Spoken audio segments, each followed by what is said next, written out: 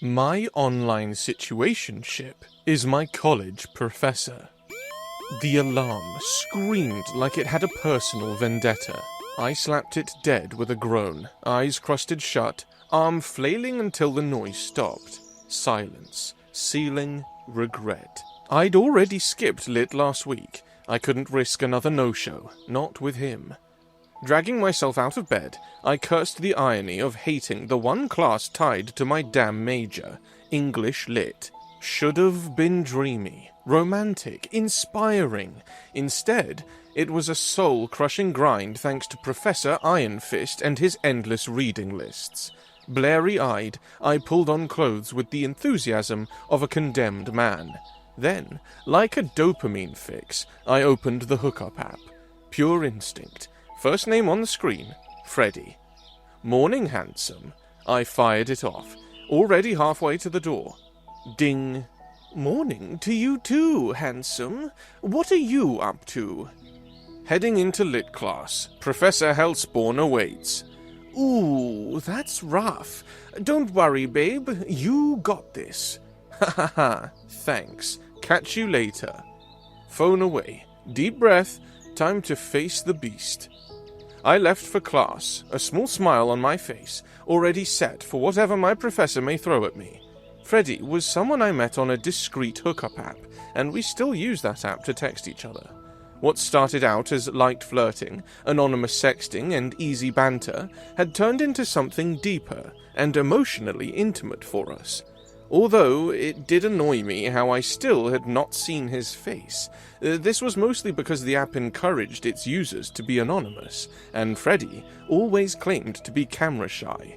It annoyed me to no end, but one had to respect the rules of the app, else they'd get kicked off if reported.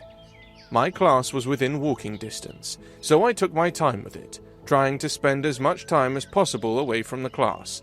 My lit professor, Professor Mr. Chandler, was someone that everyone in his class could describe as evil.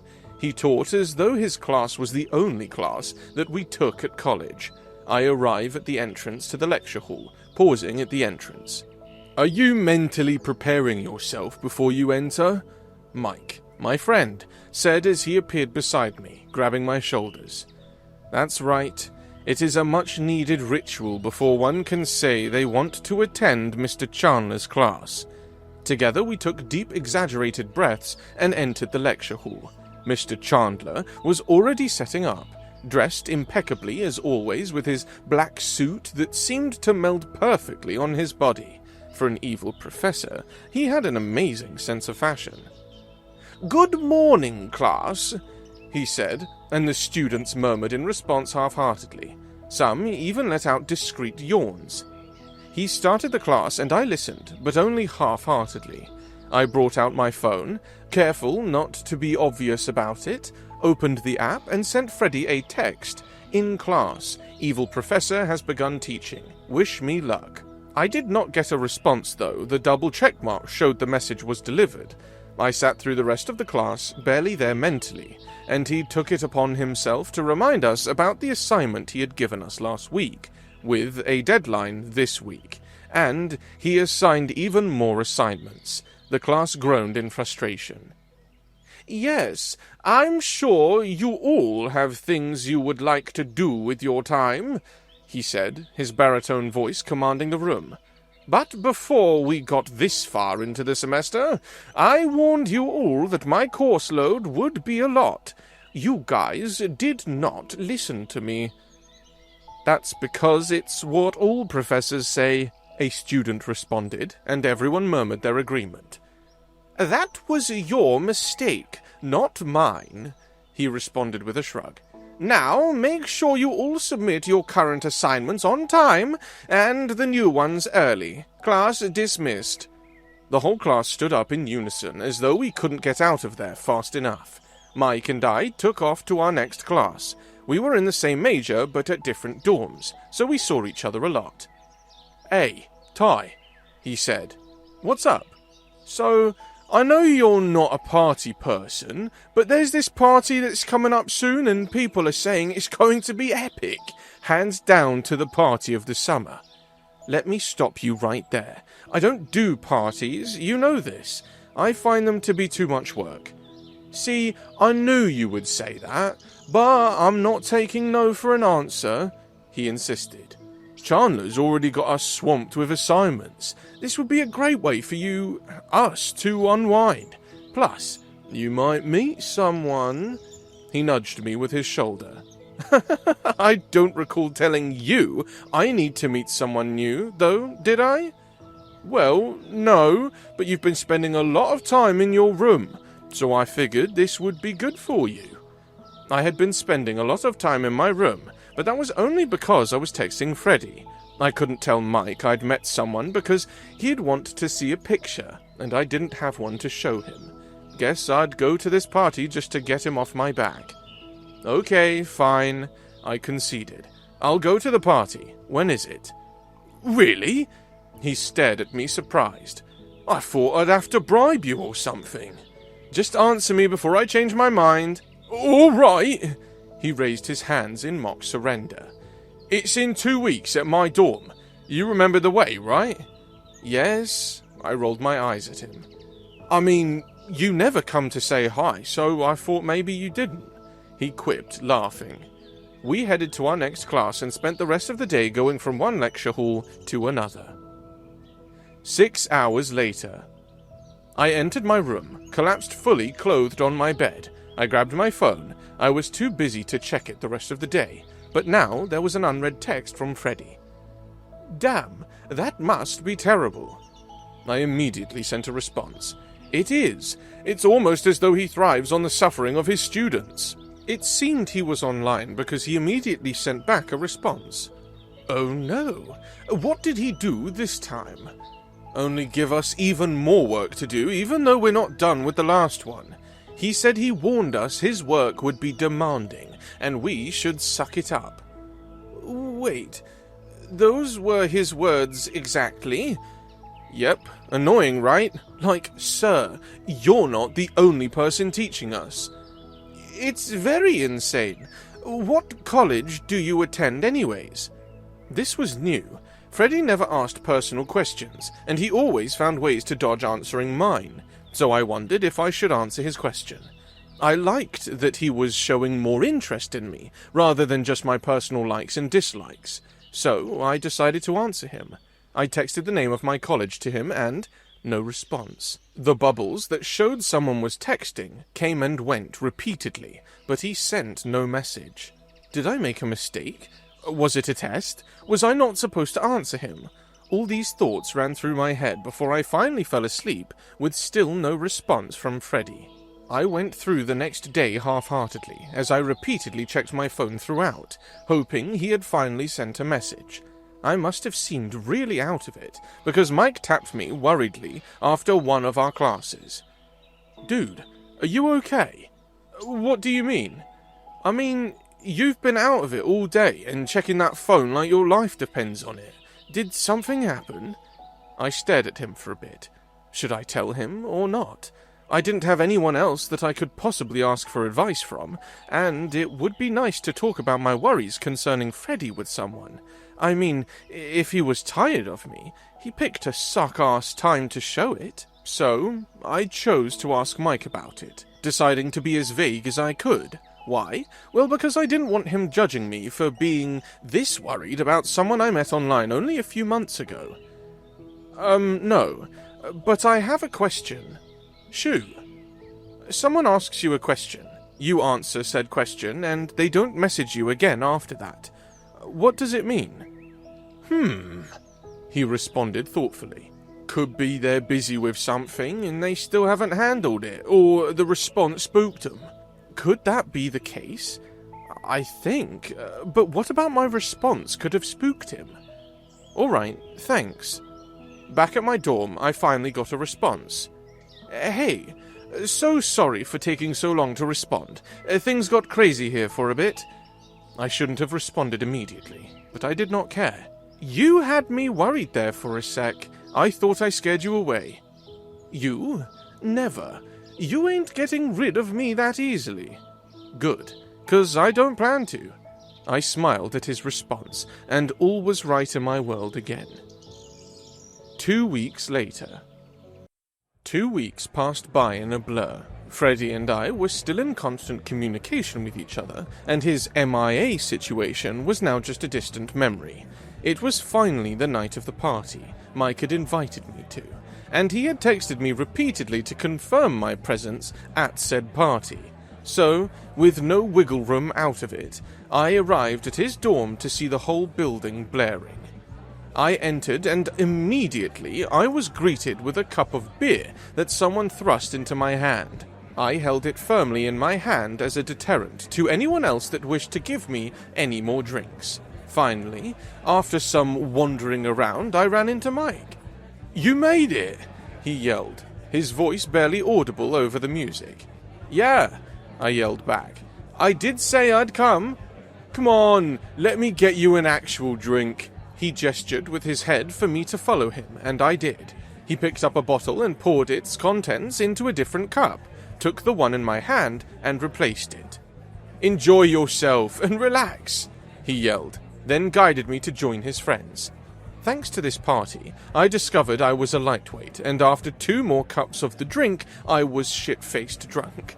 Running around, jumping, screaming, and having a wonderful time, till the music abruptly stopped and I heard murmurs from another room. I made my way over there, wondering who turned off the party. "I'm sorry to have to break this up, but you all have to go back now. I've been informed about the noise complaints this party has been getting. Sorry, kids, but you all have to leave. Now." I recognized that voice. It was Mr. Chandler. It seemed even after class hours this man was incapable of having fun. "Boo!" some of the party-goers called out, and I joined them in their cries. He locked eyes with me, his brows furrowing into a frown. Realizing the music wasn't coming back on, they started to leave, trickling out till most of them were gone, leaving only Mr. Chandler, I, and some stragglers. "Let's go." He beckoned me to follow him. "Oh, no need, Mr. Chandler. My dorm's nearby. I'll just walk." "Not in your state." He walked towards me, grabbing my arm gently but firmly led me out of the party. We walked till we were almost at my dorm, but then I tripped, and he dragged my arm to steady me. The sudden movement made my stomach lurch, and before I could stop it, I puked all over his shirt. "Oh my gosh," I exclaimed, embarrassment spreading on my face. I'm so sorry." "It's okay," he responded calmly, removing the shirt gently to avoid getting the vomit on his skin, and he was now shirtless, and my eyes took in his amazing torso, his well-defined abs, and toned arms, forcing me to admit to myself something that I tried not to. Mr. Chandler was insanely hot. From his abs to the small birthmark that was on his left pec, just like Freddy's. Wait, that can't be right. Freddy had that exact birthmark on that exact spot. Puking had cleared my mind, and I could see better now. Mr. Chandler had an identical chest to Freddy's, so identical that it was almost as though they were the same person. But that can't be, because that would make Freddy my professor, and my professor, Freddy. "Thanks for escorting me, Mr. Chandler," I said, quickly entering my dorm. I ran to my room as fast as I could, my mind reeling with this latest discovery. Freddy, my Freddy, couldn't be Mr. Chandler. He just couldn't. That body was the same one that appeared on my screen whenever I and Freddy did our private chats. Were my suspicions true? There was only one way to find out. "Freddy, I think it's time we saw each other face to face, don't you think?" I got a response almost immediately. "Why? Where is this coming from?" "I just think that our relationship has outgrown this anonymous app. We've gotten too close to not see each other's face." "Oh, are you sure? If that's what you want, then all right." "Yes, it's what I want," I text back. "All right, I'll come to your school next week. We can meet then." 1 week later. I had to wait a week. A whole week passed, and during that time I stole glances at Mr. Chandler, wondering if he wasn't actually Freddy, and I was just being delusional. Mr. Chandler, to his credit, appeared to be completely normal, and not at all like he would soon reveal himself to his student online lover.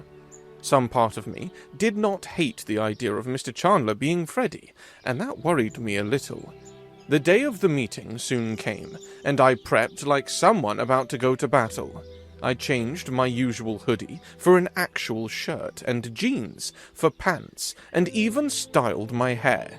I arrived at the predetermined venue, and I saw someone sitting at a table dressed as Freddy said he would be. I approached the man, tapping him gently on the shoulder. "Freddy?" I turned around, and just like I feared, it was Mr. Chandler. "Tyler, please, sit," he said gently, and I collapsed onto the chair. "What the fuck?" I exclaimed. "Did you know?" "Know what?" he asked, feigning ignorance. "That you were my fucking professor." "Not at first, okay. I didn't know. I didn't connect the dots about your annoying evil professor being me, not until you mentioned what I said about my course load being a lot." "What the—" "Crazy, right? I still refused to believe it. That was why I asked what school you attended. I was hoping it would all be the craziest of coincidences, but it wasn't." "Was that why you didn't reply to me then?" He nodded his head. "That's right. I panicked. I didn't know how to handle the fact that the guy whom I was having such an amazing connection with was my student. It was wrong on so many levels." "So, why did you decide to keep texting me then? If you'd not texted me back, I would have thought you ghosted me, and would have been heartbroken, but I'd have gotten over it. I almost thought you didn't want me to see your face because you knew from the beginning, that you knew who I was, that your whole camera shy thing was a lie." "What? No, not at all. I am camera shy." "All right," I said, breathing softly, suddenly realizing that sometime during our conversation we had held hands and hadn't let go since. "I didn't leave you because I was willing to risk it. I thought, to hell with it. Let's keep going. I thought I'd be able to keep things going as they were, but then you texted me after the party, and that's when it hit me. I had taken off my shirt, and you probably saw it. So here we are." Here we are indeed. My mind was still reeling from the flood of information. "So what now?" "Now?" He took a deep breath. "Now we end things." "What? No. Why?" I said in protest. "I'm your professor. You're my student. Aside from how terrible it would be for our reputations, it would also be terrible for me professionally. We can't keep seeing each other. I'm sorry." "So that's it?" I asked in shock. "Yes," he responded, an air of finality in his tone. "What do we do when we see each other in class? Am I supposed to just act like there's nothing between us?" "In class, we will be nothing more than professor and student, which is what we are now." His words hurt me, left me feeling like he took a metal rod and stabbed my heart repeatedly with it. Frowning, with tears already forming in my eyes, I stared at him and say, "Very well, Mr. Chandler. I'll see you in class next week." I stood up, releasing my hand from his grip, and walked away at a pace that didn't seem like I was running. I did not look back, refusing to check if he was looking at me. I got back to my dorm and cried my heart out. In moments like these, when I was extremely sad, I would text Freddy, and he always cheered me up. Who would have thought he would be the one to make me cry today? For the rest of the weekend, I stayed holed up in my room, ignoring Mike's attempts to hang out. I told him that I was sick, and by the next week, classes were hell, especially Mr. Chandler, Freddy's. It was near impossible for us to keep our eyes off each other, but difficult as it may have been, I chose to ignore all the things his stares were doing to me. 3 months later. "Are you sure you're okay, Ty?" Mike asked, with worry evident on his face, Another of Freddy's classes just finished. 3 months of staring longingly at a man who shared the same feelings with me, but unable to do anything about it. What do you mean? You were staring at the professor strangely. Did he do something to you? Oh, if only you knew, Mike. No, don't worry about it. It's nothing, all right? Let's go. Mr. Capperton, Mr. Chandler said, calling out to me. I'd like to see you in my office. I have to get to class, sir, I responded in a monotone voice. I'm sure your friend won't have any trouble informing the other professors that you're with me. My office, now. He responded with finality in his tone. Guess I'll be seeing you later, Mike said to me, patting my shoulder before leaving. I trailed after Freddy, following him from behind, and we soon arrived at his office, where he opened his door for me and locked it behind him. Is that your boyfriend? What? I asked, surprised at his question. That person you were with, is that your boyfriend? He asked, walking towards me with each word. I backed away from him, my leg hitting the table, and he boxed me in, his arms on either side of me. No, Mike's not my boyfriend. Also, why do you care? We're not together anymore, remember? You ended things between us. Wasn't it a mutual ending? Mutual? I scoffed. You ended things between us like it was only your decision to make, and it wasn't. It was supposed to be our decision. I jabbed my finger into his chest. But you just acted like I was a kid, and I should keep quiet and listen to you. That decision was in both of our best interests, he responded calmly. His calmness vexed me even more. So, what if it was? We should have made it together. At that moment, we were supposed to be partners, not student and professor. What would you have had me do then? He asked, voice rising. I don't know, but it certainly shouldn't have been a takeover like I'm some kid. I'm an adult, you know. His lips met mine, ending the sentence midway. Instincts took over, and months of longing poured into the contact. My arms snaked up his chest, resting in his hair that I curled around my fingers, using it to tug him closer to me. He lifted me up, placed me on the table, spread my legs apart so he could rest between them, not breaking the kiss once. We should stop, he murmured against my lips. Yes, we should, I murmured back. We did not stop. We kept at it, going right there in his office, hoping we weren't too loud. It was intense, being with him.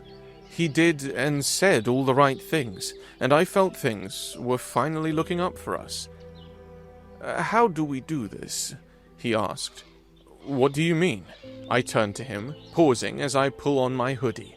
He put on his pants and began to button up his shirt. We can't date in school. We have to keep our distance from each other. Keep our distance from each other? We tried that for 3 months, and look at where we are now, I said, gesturing around us. You're right, but I don't want to risk anything happening that could ruin this. It's why I didn't say anything immediately. I knew who you were. I looked up at him in surprise. I thought you said you didn't want to risk your reputation.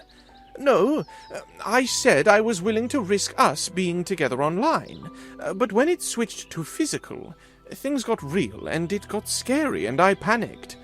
Scary? We just had sex in your office. You didn't look that scared to me, I pointed out. I couldn't stand seeing you with that guy.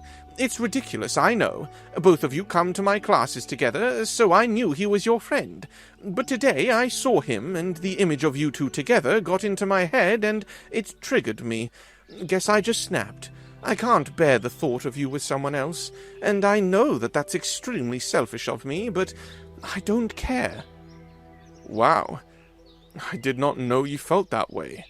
Here I was, beating myself up over the fact that I was the only one who looked like they were suffering.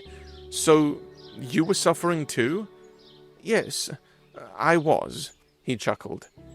Is it wrong that I'm pleased with that answer? Not at all. But still, though, what are we going to do?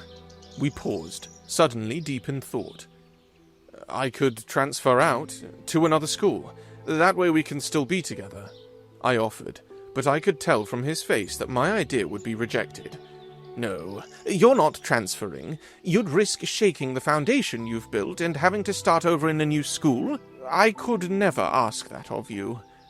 So, what are we going to do then? We keep on like this, he said, holding my hand. That is, if you're willing. If you're not, I completely understand. Keep sneaking around with my hot professor/boyfriend and risk getting caught, or continue to yearn for him in perpetual misery. Was this even a choice? I am willing, I said, squeezing his hand, and from how happy he looked, I could tell I made the right decision. I left his office soon after, too tired to head to the rest of my classes. I sent a text to Mike that I'm off to my dorm. He sent a thumbs up in response. For the next few weeks, Freddy and I made things work. We met up at discreet locations outside campus and even within campus. We've had a lot of close calls, but soon after our moment of bliss, things seemed to turn up for us. 1 month later. I have news, Freddy said suddenly after one of our discreet meetings. Really? Is everything okay? I asked, observing his face for any sign of something being wrong. Not at all, in fact. You could almost call it good news. Really? Really? He nodded in response. Well, hurry up and tell me, I exclaimed, giddy with excitement at what the news could be. The dean contacted me recently. He paused dramatically. And? I was almost bouncing now. Come on, don't keep me waiting. I'm about to burst from anticipation. Okay, he said, stroking my hair affectionately. Apparently, a spot opened up in a university in Massachusetts, and I've decided to take it. I stared at him in shock. You're leaving? How is that not bad news? It isn't for us. Now we can be together again, even more officially. What on earth are you talking about? I asked him. You won't be here anymore. That isn't good news. Don't think about that. Think about how, after I transfer out, we can actually be together. I won't be your professor anymore. I'd be your boyfriend, and only your boyfriend. And when you come visit, we don't have to be on the lookout for someone we know spotting us. I paused, his words registering in my head. He was right. This was a good thing. Sure, he wouldn't be around much, but once I graduated, I could go join him. Oh my, you're right, I exclaimed, jumping into his embrace. This is splendid news. I can't believe such an amazing opportunity came up for you. For us, because we are an us now, okay? Okay, us. I like how that sounds. 3 weeks later. Freddy did all the necessary things he needed to do to successfully and smoothly transfer out of school, and though happy for him and for us, it was difficult for a bit without him in school. The only upside was that his new replacement wasn't giving us insane amounts of work. Our new professor is an angel, I texted him. Much better than the last one. You don't say. I laughed at his response. What's so funny? Mike asked. We were seated at a coffee shop, hanging out and drinking coffee, and him sitting opposite me. Oh, it's just something my boyfriend said, I responded casually. My boyfriend. I didn't think I would ever be able to use that word to describe Freddy. Is it someone I know? He asked curiously. Yeah, it's our former lit professor. He spat out his drink in shock, and I erupted into laughter at his reaction. Mr. Chandler? I nodded my head. Evil Chandler? I nodded my head again. Damn, how did you pull that off? Long story, I responded, waving my arm dismissively. But I look forward to telling you all about it. Conclusion. I visited Freddy whenever I could, and once I finally graduated, I joined him in Massachusetts, where his new teaching position allowed him ample time to spend with me. With his help, I quickly found a job, and together we made a home for ourselves in Massachusetts. The end. Have you ever had to choose between love and ethics? Thanks for watching. Subscribe to become a part of our Rainbow Force, and consider joining our membership for early access and exclusive content. Stay wholesome.